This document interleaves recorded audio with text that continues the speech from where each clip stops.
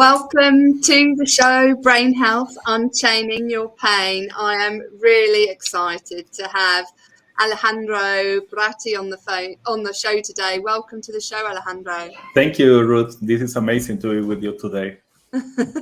So for those that don't know Alejandro, he has business owners and entrepreneurs hire him to ignite a big vision for big impact, because most have gaps in their systems, strategies, and profits to grow and scale. Alejandro helps them capitalize, maximize, and magnetize their business to generate predictable results, success, and income. And he's the go-to specialist in helping them optimize their processes, first in your mind and then in your business. And obviously, make no mistake, the mind is the key to more leads, improving conversion rates, increased revenues and profits. And his training allows you to create balanced success. So, wow, that's just amazing. It's something that people really need in today's world. So. No, and it's very similar to what you are doing also at the end, because trying to unchain the pains that we have from the past and the things that have been affecting us, it's exactly the same thing that is happening with the business owners and entrepreneurs. So I'm really happy to be here with you. Yeah, and I know we have both a similar background in terms of training as brain health coaches. So I'm really excited to dive into your journey in the context of brain health. But before we do, what are you passionate in life about in life right now? I can say that a lot of things, but starting with my kids, I have a very good family, 2 little kids, one of 4 and another one of 2. They are amazing, and they are in the crazy times that they are doing crazy things the whole day. So it's enjoying their mood. Sometimes it's amazing. Sometimes they are fighting between each other, but it's that time of their age that you can enjoy them a lot and have fun with them.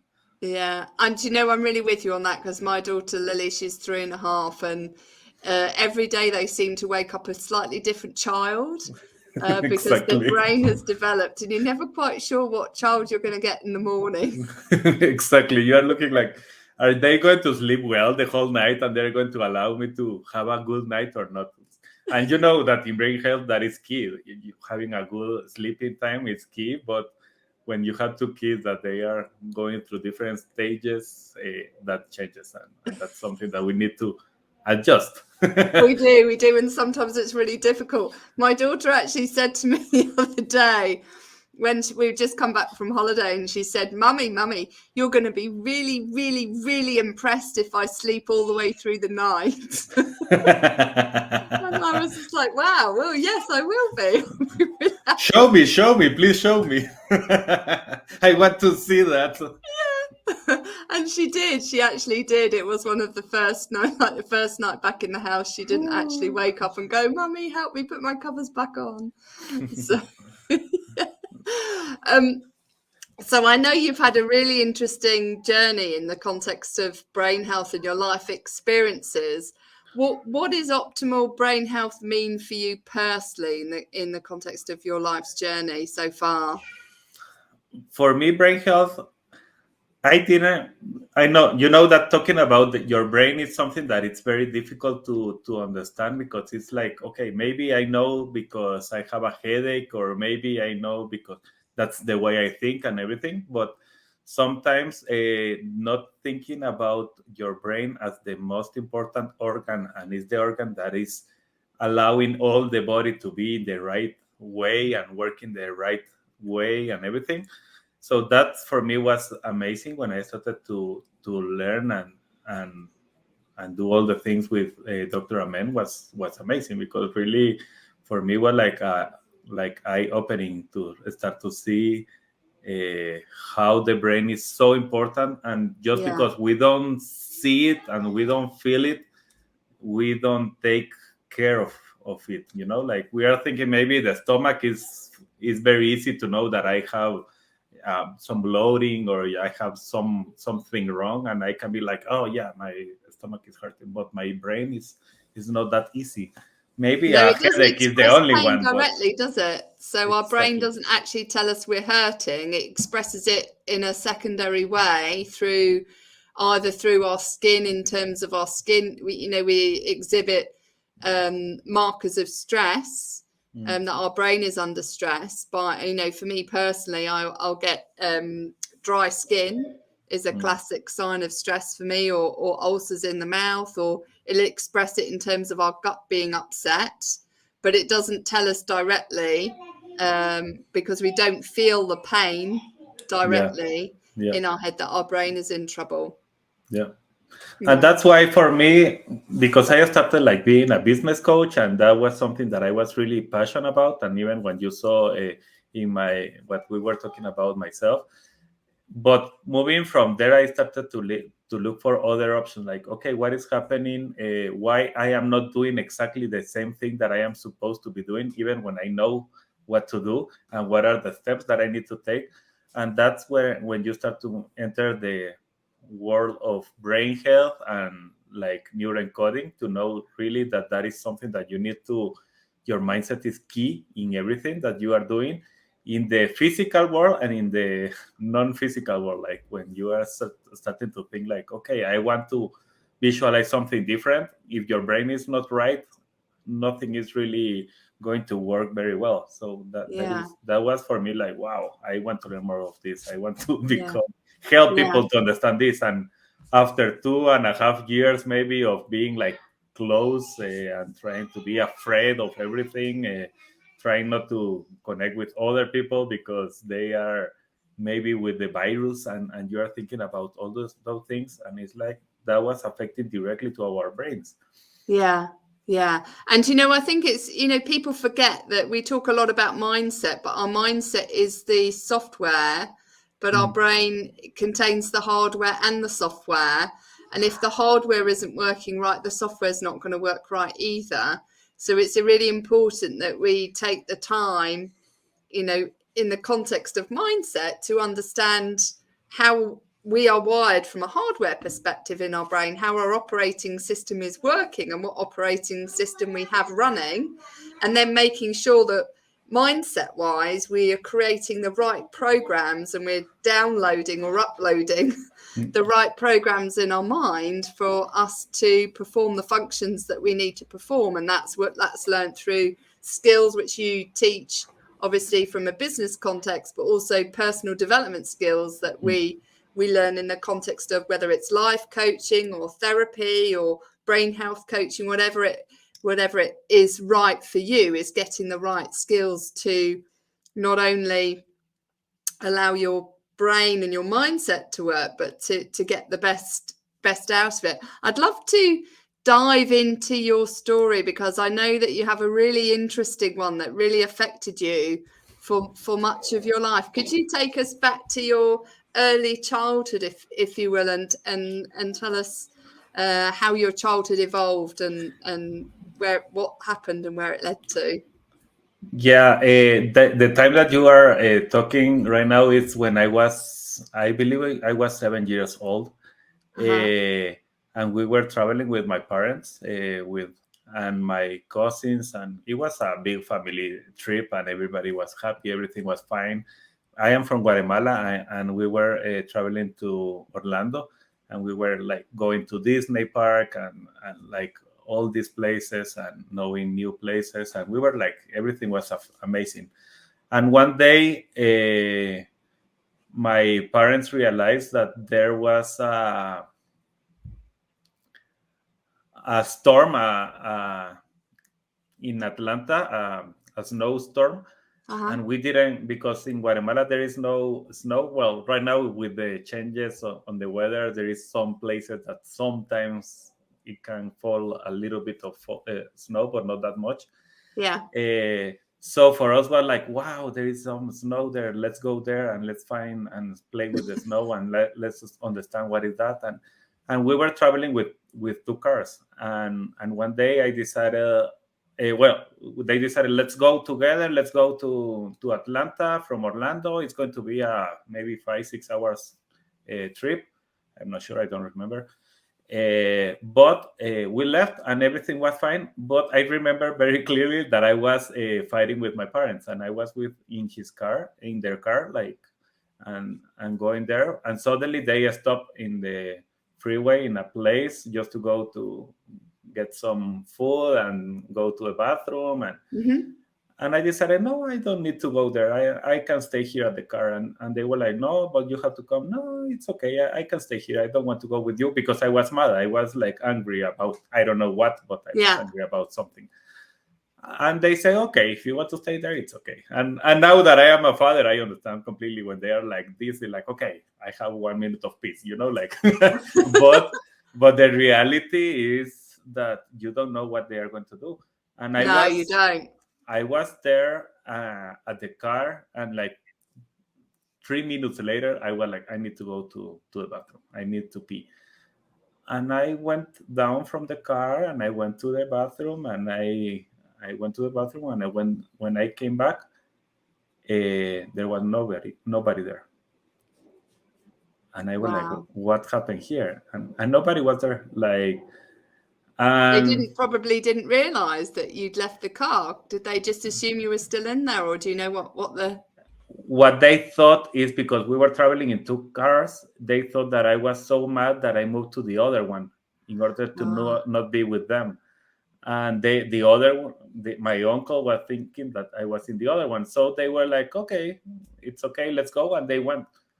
And I stayed at the place, and of course I started to cry. I was a 7-year-old kid, not understanding what was happening, and I stayed there for maybe 3 or 4 hours. And I know about that because every hour I had a policeman coming to the place and asking me, okay, tell me more details about your parents, how I can reach them. And one little detail that I have to remember here is, because I am coming from Guatemala, I know some words in English, but not really. I can speak really English. Exactly. I wasn't really, my language was Spanish there. It was not something that I was like learning. Right now, I know that I am trying, that my kids are learning from 3 years old already to speak English and even another language. But at that moment, like nothing. So I was like, yes, car, gray, big, and just trying to say some words of the thing that I was thinking. And they were like, every time that they were with me, they were asking me, okay, I need to take you to the police station because you can stay here. And I was like, no, they are going to come here. I have to wait. They are going to come here. They don't leave me. They are going to come. But maybe at the last, I don't know if it was the 3rd one or the 4th one that came, they told me, okay, I'm sorry, but we have to leave. We have to go to the police station. You can stay here. You can stay in a bathroom waiting for them. So they took me to the station, but they didn't took me to the station in Orlando, but they took me to a station in Miami. So imagine that it's another 2 hours or 3 hours more to the south. And when I got there, they decided like, okay, there was a lady that was thinking that it was a Colombian, that she know very well how to speak Spanish. And she was like, oh, you're a cutie. I want to adopt you. You are amazing, directly. And I was like, adopt me? What are you talking about? They were already thinking that my parents like leave me there, that was something that was happening at that moment. And I was like, no, they didn't leave me. They forgot something. And but at the end, I remember that I think that I cried that day like crazy the whole day. I saw my parents until 11 p.m. and that started to happen maybe at 9 a.m. So it was pretty much a whole day. It was practically like more than 12 hours, like 14 hours, something like that I was missing. And that's hugely traumatic. I just want to go into the trauma there, because obviously you had the trauma of your parents leaving. Then you had the trauma of the police coming every every hour, rather than somebody staying with you and providing that consistency in terms of guidance. Then I can't quite understand why they would go and come back. Doesn't really make because they are supposed to have like a trip. They go like in rounds. The police goes in rounds, and they can stay there because they have to continue going to other places. And then the next round comes every hour. So even so, from a child's perspective, hugely traumatic, because you didn't have that consistency of care, exactly. As a replacement carer in the interim. And then obviously your third layer of trauma was the drive, 2 hours probably in the opposite direction, I imagine. No more. And maybe two and a half hours. Yeah, exactly. To a different place to where you were actually in, which is a big shift, because you would have the fear factor of, where are they taking me? Yeah. And then fourthly is that lady at the station then saying, I'm going to adopt you. No, and really, if I tell you right now, I even remember her face, and I think of her like she's a witch, like directly, like I can imagine her hair like crazy, and I just think like a witch from any movie that I can see. It was her, like exactly like her. Maybe she was completely different, but that is the image that I have right now of her. Yeah, and completely understandable, because you would build the whole tone of her voice and the way she behaved based on characters that you probably heard in a storybook. Yeah. From your parents, and so you would have associated her to the closest character that you were familiar with, and based on your fear factor, totally understandable that that was a witch. And I think we've often, and obviously for yourself it's not the case, but we often downplay, don't we, the trauma that children experience. And for you it was a near 10-hour separation from your parents, and we often downplay it and sort of say, oh no, they'll get over it, it'll be okay, they're young, don't worry about it. It's easy to downplay the experience, but actually it's the converse. Is kids who are very young have very, very malleable minds, and so the trauma takes root very early on in their mind, like a trauma tree. You had 4 or 5 branches of the trauma that then took root in the ground of your mind, and anything associated with any of those experiences, I imagine, probably triggered you later on in your life. And did you find that to be the case? I thought that really it's what you are saying. Sometimes you don't think that affects you as you think until you are in the adulthood, thinking that like everything is fine, and you are still like thinking like they are going to abandon you, or the people that is caring about you, maybe they are going to abandon you in any moment. So, and I maybe because my parents, I know, for example, my mother has been, well, both my father and my mother has been very cautious about me, and they are always taking care of me. I didn't have that thinking that they really wanted to leave me there. But even a few months ago, when I was doing some work in myself, like trying to see what were the things that were affecting me from the past, I realized that I still had that little kid afraid, inside of me. And I was thinking like, what is happening here? I am even talking about this experience like something natural and that happened to me, and that I know what that means to others. But the reality is that I still have that little kid crying inside of me. And really, another thing that I can remember maybe here quickly is when I was even maybe in my 20s, and I started to go to different ways of connecting with God and trying to connect with myself and trying to understand with myself.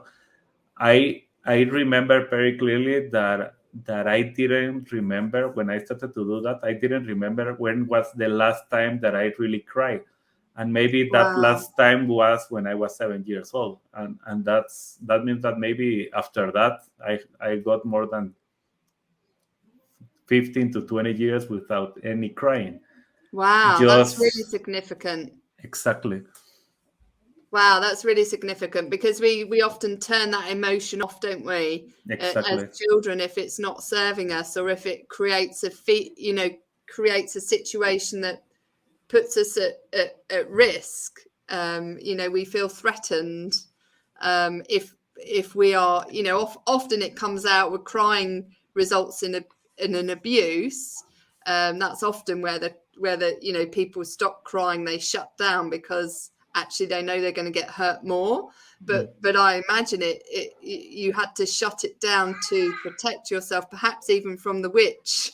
Yeah, That exactly. was in your mind. And at the end was two different like pains that I had. One was the abandonment, and the other one was this witch for me.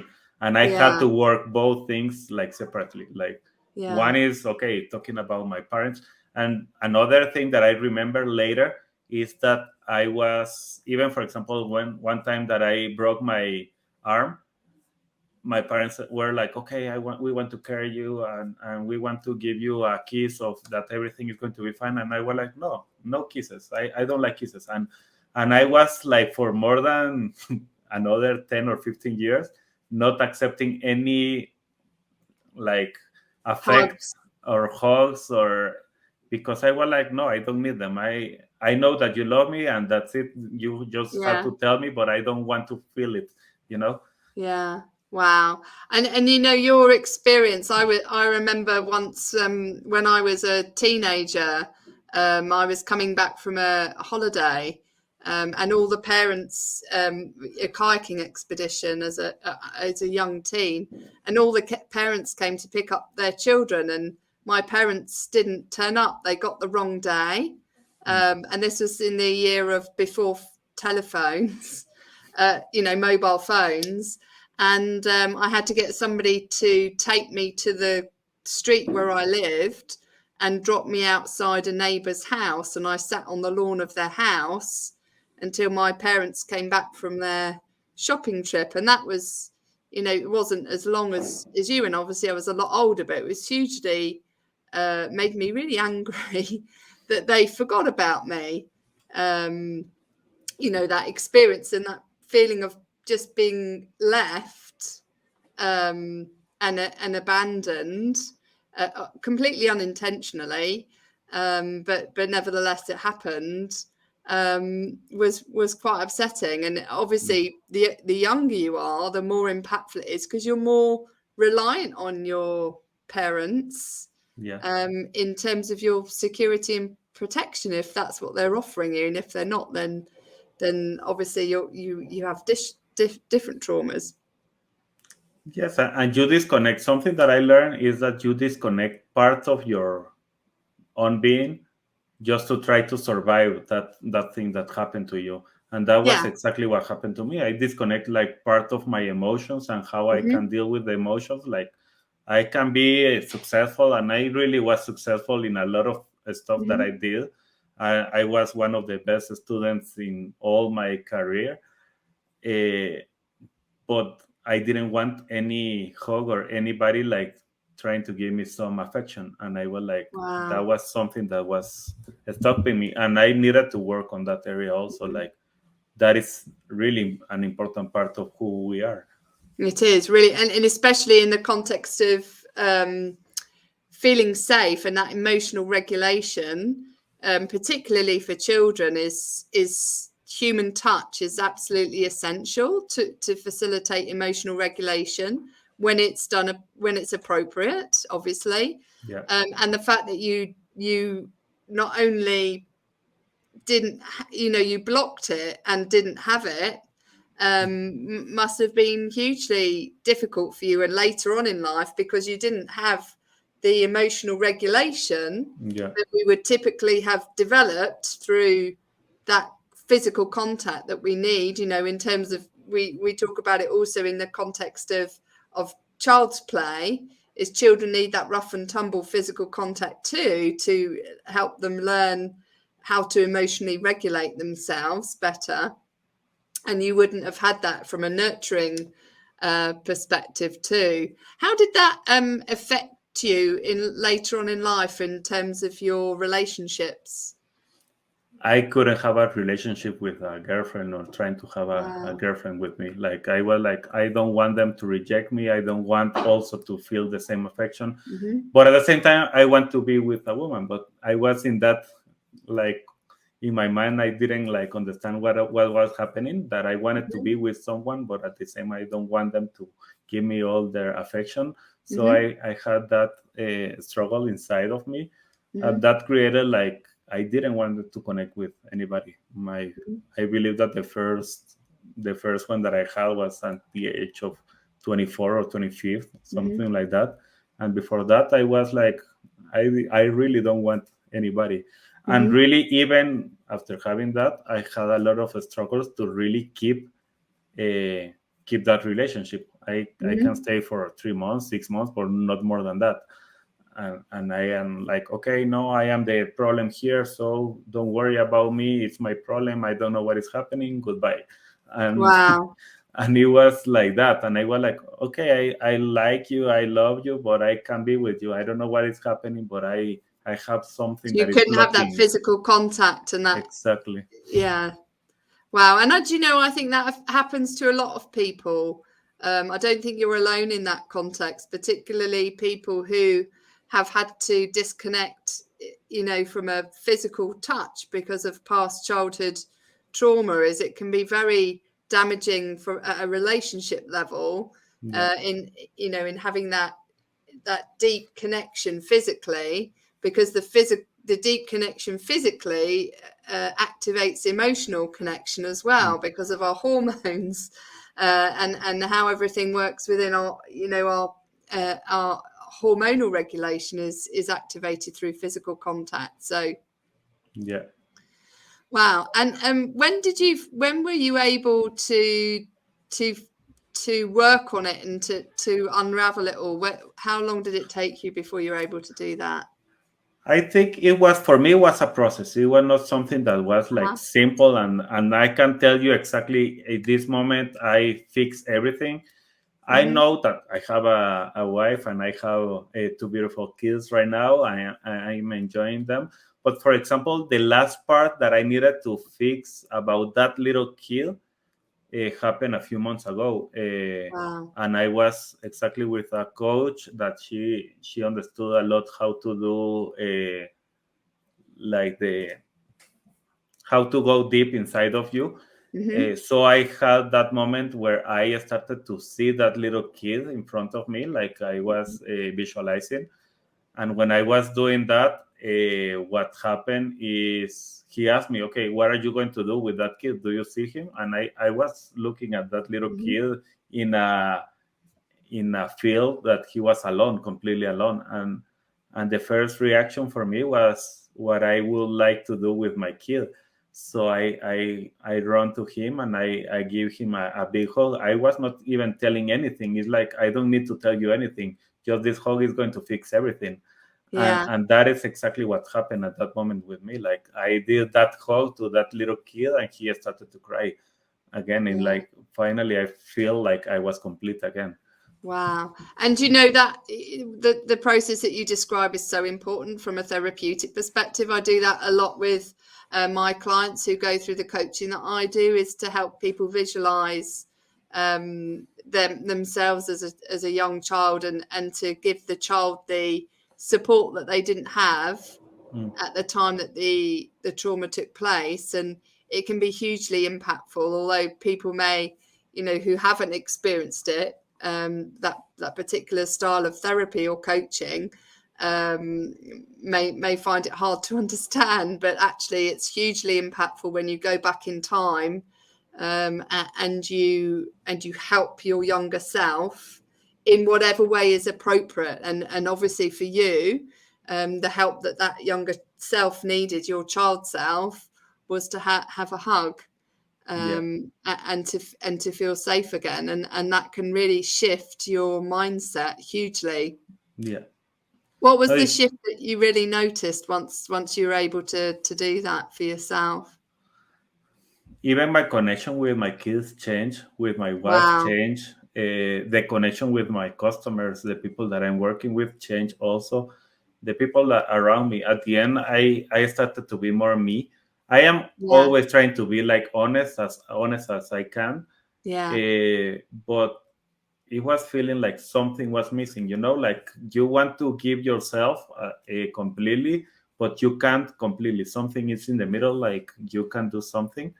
As I was telling you, like, okay, trying to do. And it's very funny because my big boy, the first thing that he asks you all the time is, I want a hug, and he's Oh, and at the end, maybe that was part of the process of life telling me, okay, this is the way you need to fix. Like, you need to start to like hugs, because that is something that is going to change your game.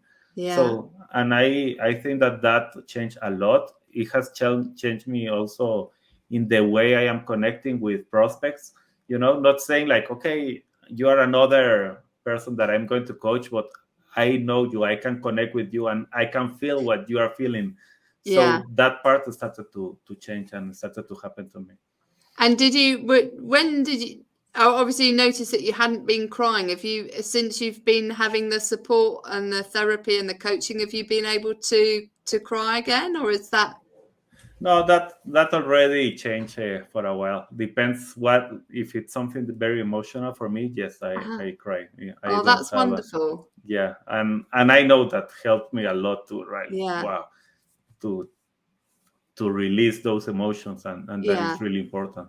Yeah. And I think, I talked about this with another guest on the show, is that we often see crying as something that we ought to, stop crying because it's not serving us, but actually it really does serve us. And I always sort of say it's okay to cry, baby.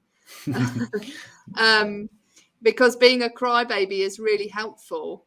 And actually it's allowing ourselves to ride the wave and to release all the cortisol and the unhelpful hormones that we've built up inside from an emotional, from that emotion that we are holding on to, is releasing that emotion like a wave and just riding it out with the tears and allowing that and those floods to flow, which is like letting yourself ride the wave and getting that release that's so necessary.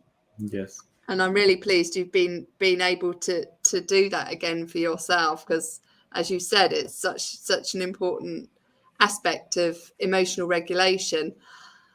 I'd love to transition to the fun facts now, because we've been talking a lot about emotions, and emotions is the first pillar of brain health for me, which is all around our feelings. Yeah. So the fun facts is FACTS stands for feelings, actions, connections, thoughts, and surroundings. And that's the 5 pillars of brain health that I like to coach my clients with. So let's dive into feelings first. What's the funniest thing that's ever happened to you? The funniest one. um,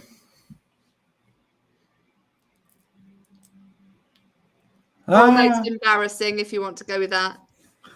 No, it's like the problem when you ask something like that, you start to think like, okay, I have a lot of fun things, but funniest is like, is that the funniest? Suddenly you are stop overthinking. But one thing that happened, for example, just quickly, I don't want to overthink this, but that last Friday, I decided to do something different. Here in Mexico, they celebrated the Children's Day. And they asked for some parents to help with creating a different day for the kids and at the school. And I decided with my wife to do it. I was going to apart the whole morning to be with them. And they told us that we were going to represent one country, and we needed to be representing that country the way we want. They didn't put like, okay, this is the thing that you need to do. It was like, okay, you can do whatever you want, but you need to teach them something about that country. And for us was New Zealand. And okay, I have been in New Zealand, but I was not thinking like, okay, New Zealand, how do you represent New Zealand? And the leader of the group decided like, okay, I know that from New Zealand are the all blacks, and they are doing a haka, and that's a way of doing something different. So I would love to do hakas. And I was like, oh, the first thing is that I have 2 left feet. So I don't, even when I am a Latino, I can really like dance.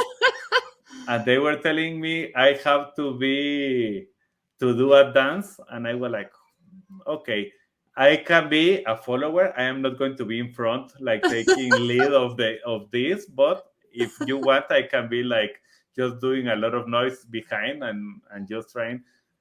So that was my idea. But even the week before, I was the whole week like thinking what was the excuse that I could have to not be there, on Friday, until I decided, let's do it. I don't know why I'm looking for excuses. I'm going to be there and I'm going to have fun, and that's it. I did it, and when we started at the beginning of the day, like at 8 a.m., they decided, okay, let's represent first 𝘍𝙬𝙗𝙧 to all the children, and we are going to be in front of them doing it by ourselves, and then we are going to teach them how to do it. And Alejandro, you are going to be the first. You are going to be in the front. And I was like, no, I was thinking that I was going to be in the back. So Alejandro, you are in the front. We are going to put here, and they decided how was everything. And the whole day we were presenting the haka, and we were. So for me, it was funny, really a lot of fun. I also overcome a lot of issues that I have from the past that I ever in my life thought that I was going to do something similar. And we were thinking like, okay, at the beginning it's like only to the kids of like 20 kids that we were going to be sharing that. But the school was so amazed about our haka that they decided like, okay, I know that children are going to different countries, not all the countries, but some of them. Yeah. But we want you to represent the haka to all children. So suddenly we had the haka, we were doing the dancing, and I was in the front of that doing my haka, and in front of more than 300 children. So it was interesting. Wow. And I think that's a really great example of letting go of, the past reservations, past, negative self-talk, and just being okay with showing up as who you are. And I was the whole weekend happy, like, okay, this was amazing. I did it. I was the first person that was like, wow, I did it. This is amazing. Yeah. And kids don't, as long as you role model a positive outlook, when you take part, it's not about winning or being perfect in life. It's about participating. My kid, when I get to the house, it was here my mother-in-law, and she told me, see at his face, Daniel has the face as never in his life has been so happy, like coming from school, so proud and so happy that his parents were there, and they were showing up, and they were showing everybody how to do this. So it really made an impact on him. And what a difference it would have made if you'd kind of found that excuse. Exactly. And not participated. Having that participation and showing up for your kids is so, in whatever, even if you've got 2 left feet or 2 right feet. Yeah, exactly. They don't care. They don't care. They were happy. And we were even getting out of the school, and every kid that I was finding in the way on my way going out, they were like doing the faces of the haka and trying to do everything like they were feeling that I was with them. It was nice. That's brilliant. I love you sharing that story. That's so impactful. The second one is actions. Is what's the most rewarding or fulfilling thing you've ever done? Well, this one that I told you, that was very fulfilling. I am working. I think that working in myself is very fulfilling. It's like understanding. I know that understanding what is coaching and why you need coaching is difficult, really, for people. And sometimes it's like, why I'm going to pay somebody to ask me some questions, why that is important. But there is a lot of questions that I help my coaches, the people that I'm coaching, to succeed. But even myself, I am not willing sometimes to do those questions to myself. That's why I need another coach to help me with that. So for me, that is very fulfilling, like to understand how my mind works, how I am also even putting limits, and I am trying to fool myself, like this is the reason I am not doing this. So for me, doing coaching and being coach is very fulfilling. Both things are. And thank you for sharing that. I just think it's so important to have somebody who's on your side and by your side, even when you're not there for yourself, because often we can fail ourselves, can't we? And it's knowing that somebody's not going to allow you to do that on your journey, and that they're going to help you excel rather than be at the same level and really propel you to that next level. It's like getting somebody, sometimes we want to go from A to B as an individual, but actually when you get a coach, you can not only just go from A to B, but you can go from A to Z or A to Z in the same time frame as it would take you personally to go from A to B. So it's really important that getting a coach, and I personally didn't realize the power of coaching until I got it myself.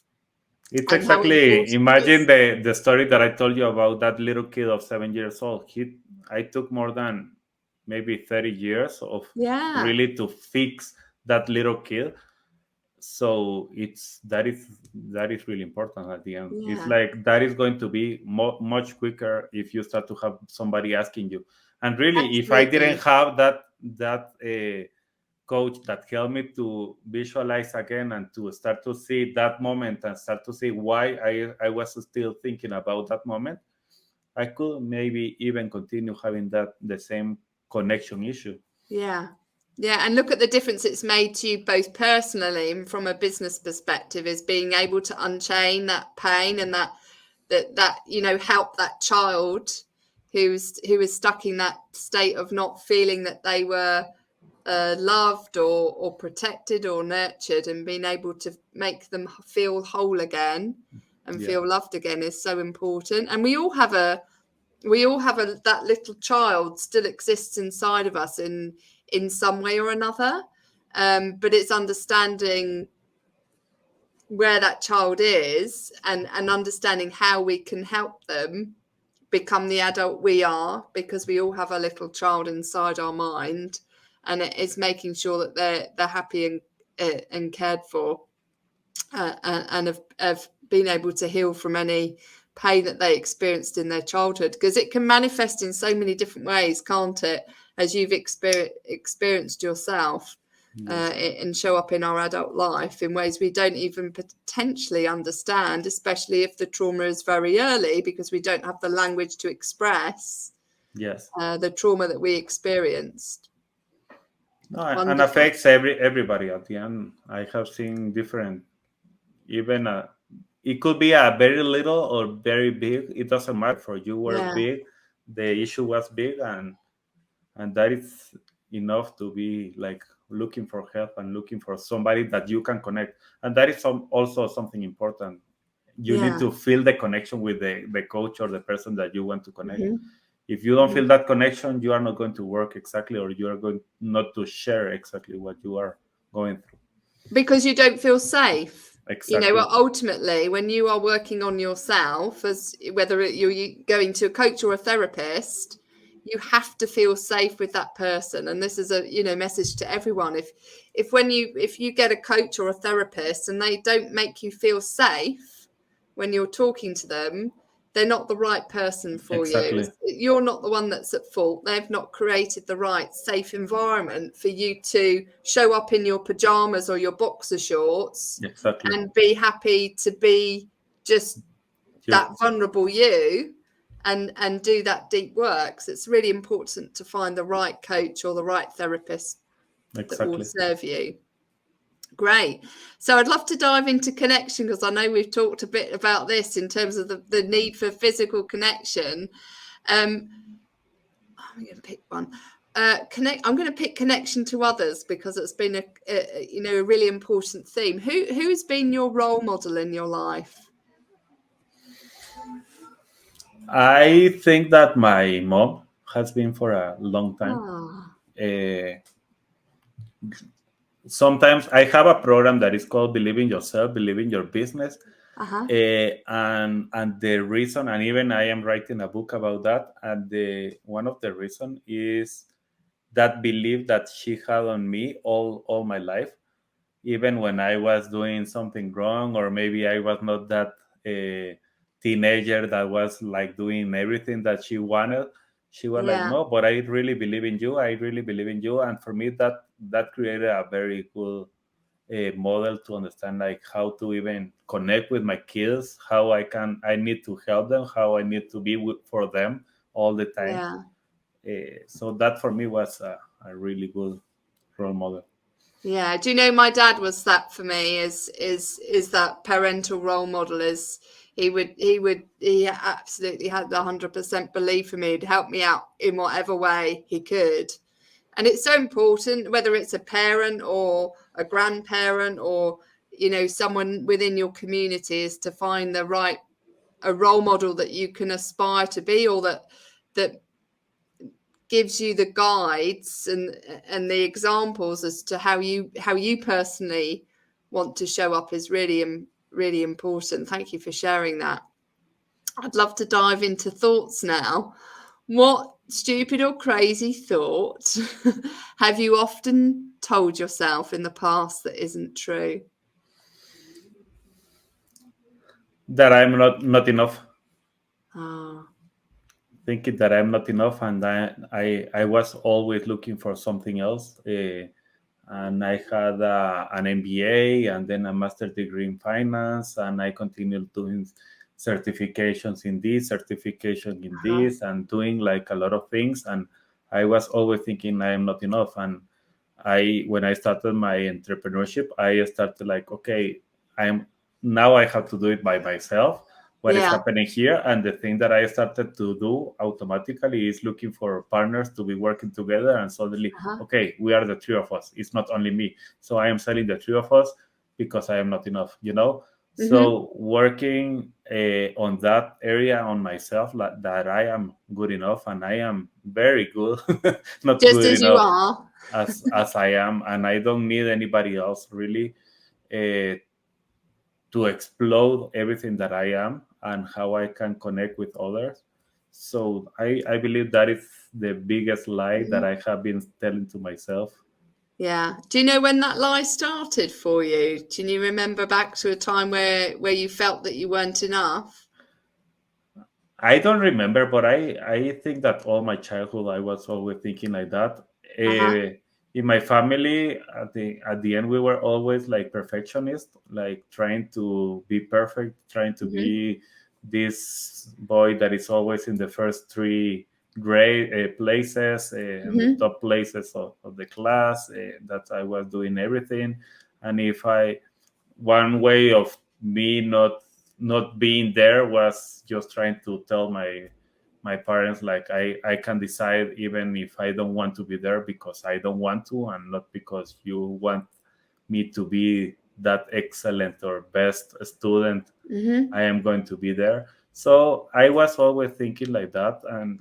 And sometimes that happens also when you are the first boy. You are like reaching and reaching and reaching, and suddenly you are happy that everybody is applauding every time that you reach something. It's like, okay, I did it, but that is not enough. I need another one, because that already passed. I need to look for the next one. And you don't even enjoy and are happy with the thing that you have right now, everything that you have accomplished. For example, my MBA was in Spain.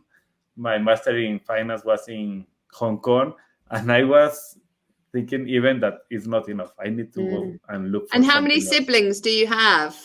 I have three siblings. Yeah. Yeah. And you know that often what can happen is the eldest loses the attention of the parent as part of the, you know, new kids coming into the household. Exactly.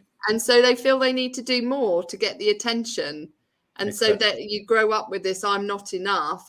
In order for me to get attention from my parents, I need to excel more. And then they'll give me their time and they'll give me the attention that I crave.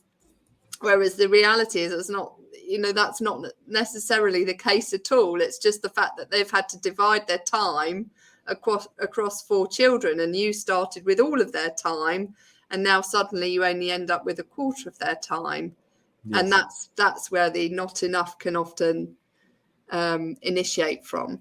Yes, exactly. Thank you for sharing that. Finally, on the surroundings, which is the last pillar of brain health, because our surroundings hugely influence our brain development, as you know, as a child, in the terms of that physical separation from your parents. What is for you the most beautiful place you've ever visited, and what makes it so special?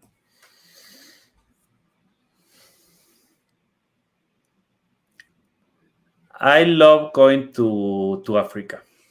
I've never been there. I was there the first time that I wanted to do something different, and I decided, like, I want to be I was thinking that I wanted to be the explorer that I wasn't the explorer that I wanted in my childhood. So I did that. And a few years later, I could do the same with my wife, to take it as a wedding gift for us. And it was amazing, really, for me, being connected with nature, and even looking how is the behavior of the animals. You can connect completely different with yourself, start to feel that you are different. So you can start to connect with different animals. Suddenly I realized that for me, lions are, you can show me all the animals, but for me, a lion is completely different. Or an eagle, for example, that's, for me, it's something different. What makes the lion so, I'm really curious, what makes the lion so different for you to other animals? I connect with them because they show so much strength. They are like, and they don't need to be showing. It's like they are just walking and all the animals start to run just because they are there. And they can be like lazy, taking care of something. For example, I saw one case when they were eating a giraffe. And there was a lot of hyenas and a lot of other animals trying to get some meat of that giraffe. And I went there like 3 times, just 3 days, different days, trying to see what was happening. And each time that a hyena get close, maybe like 30 or 40 meters from the giraffe, and a lion just stand up, start to walk, and the hyenas were like running like crazy, like 2 miles away, you know? Because they could be the next dinner. Exactly. So they are like, I am not fooling with you. I am not going to be messing with you. So that power, when you know who you are, and you know what you can do, that's what I see in a lion. So for me, it's like, what? That's exactly who I am. It's like, I want to be like that. Thank you for sharing that. I love that analogy, and the fact that, you know, they can just show up as who they are, and they have that confidence that just standing tall and standing proud is enough. Exactly. And it doesn't matter that they have some scars and because of everything that they have done, but they are like, I am here and I am the king of the world, you know, like walking like that with that confidence. Yeah. Brilliant. Thank you. Alejandro, this show is all about brain health and unchaining your pain. What one piece of advice would you give to anyone who has experienced a childhood trauma such as yourself, and they feel that they're kind of stuck in this child is stuck inside their mind and needing help and support to break free of the chains that are holding them back from you stepping into yourself as an adult, as a whole adult? What one piece of advice would you give to anyone who's in that? If you are feeling that something is missing, you are feeling that something happened, maybe you don't know, or that what is exactly what happened to you. I know that we are almost at the end of the show, but for example, for me, I also had another that I am not going to explain right now, but in my case, another problem with my father that he didn't like teach me a lot of the things that he was supposed to teach me as a child. I started to find that other people did that work, not him, because he was working all the time. Suddenly for me, I was like, okay, my father has been amazing all the time, but for me, realizing that he didn't do that to me, it was like having a very fine cut in my leg that I couldn't see, but at the end it was a drop of blood going out every little second. So I was walking like, I don't know why I don't have the strength and I don't have the energy that I am supposed to have. And what was happening is that little drop was like continuously going out. So if you have that inside of you, you need to look for help. And there is people like us that we are really happy to help you. Dr. Ruth, myself, and you have to find somebody that you really connect and you feel like, yes, I can tell you even the dirty secrets because you feel safe, Yeah. Thank you for sharing that. And I love the cut analogy, because so often, it's easy to put a plaster, isn't it, over a wound when we can physically see it, and that allows it to heal up quickly. But we don't pay attention to the wounds inside our mind, and that slow drip bleeding when all they need is a little suture to help it seal up, and the intervention can be, depending on the extent of the cut, can be quite quick, or it might take a few sessions or several sessions to get through. But the important thing is to get it seen to, and to get that cut tended to, so that it's got the opportunity to heal. Yes. Thank you so much for sharing that. Alejandro, it's been an absolute pleasure talking to you and listening to your wonderful stories and your experience of coaching and how you've been able to heal from your childhood traumas. How can people get hold of you to learn more about your business and what you do? We have the different things. You can connect with me directly to work in a coaching environment. I work really in the high performance side and neuroencoding. I am more in the software side, even when I know everything that you are doing with the brain health. I am not focusing on that area.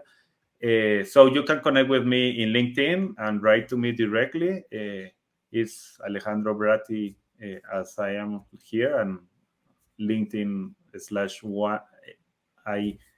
/YIN Bratti, or you can go to businessbelief.com. That is my page where we are creating different programs every month that we are helping people. If you are struggling with marketing, you are struggling with other stuff, we are going to help you with that.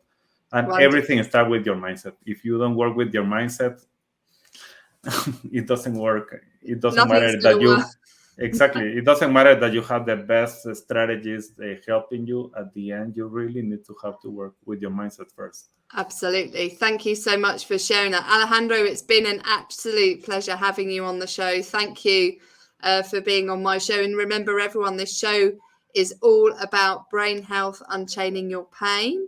You're not stuck with the brain you have the power to make it better. And Alejandro has really shown us how through his wonderful story. Thank you, Alejandro. Thank you, Ruth. It was amazing.